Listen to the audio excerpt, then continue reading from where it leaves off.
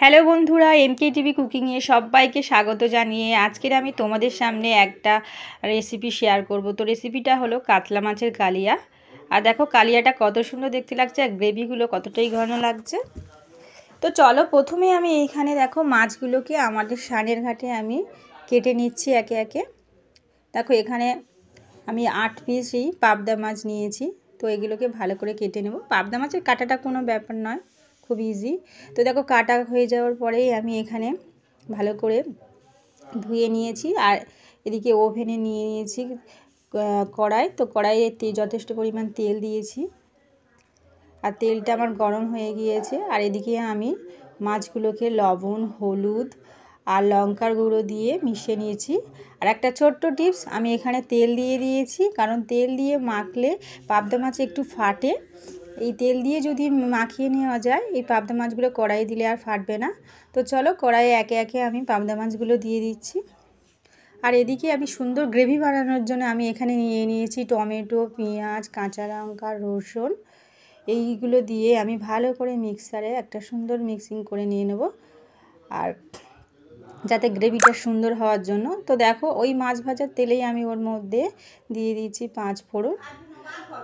আর দেখো আর এই যে পেস্টটা বানিয়েছিলাম সেটা আমি দিয়ে দিচ্ছি।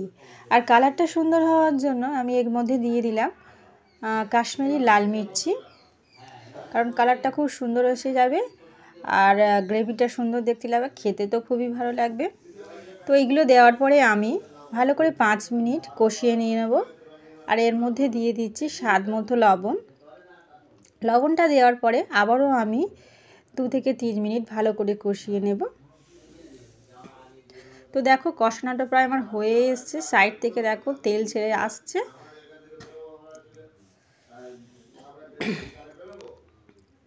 তো এইভাবে আমি কষিয়ে নিচ্ছি দেখো। তো কষানো হয়ে যাওয়ার পরে 5 থেকে 7 মিনিট আমি এভাবে কষিয়ে নেওয়ার পরে আমি এখানে জল অ্যাড করছি। জলটা আমি খুব একটা অ্যাড করব না, যাতে গ্রেভিটা ঘন হওয়ার জন্য আমি 1 বাটি মতো জল অ্যাড করেছি। তো গ্রেভিটা ফুটতে শুরু করে যাওয়ার পরেই আমি এখানে আগে থেকে ভেজে রাখা মাছগুলো অ্যাড করেছি। তো 5 মিনিট এইভাবে ফুটিয়ে নেওয়ার পরে আমি মাছগুলো দেখো একটা গামলির মধ্যে নিয়ে নিয়েছি।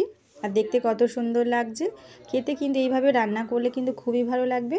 আর আমার এই রেসিপিটা ভালো লাগলে অবশ্যই তোমরা লাইক, শেয়ার এবং কমেন্ট করবে, এবং কমেন্ট করে জানাবে কেমন লাগলো রেসিপিটা। আর অবশ্যই তোমরা আমাদের পাশে থাকবে। আর আমার 1K সাবস্ক্রাইবার পূরণ হয়েছে, তাই অনেক দিন পরে আমি বড় ভিডিও ছাড়তে পেরেছি বা ছাড়তে পারলাম, একটা ইচ্ছা আজ জাগলো। তা অবশ্যই তোমরা আমার পাশে থেকো এইভাবে। আর আমার সকল সাবস্ক্রাইবার ভিউয়ার্সগণদের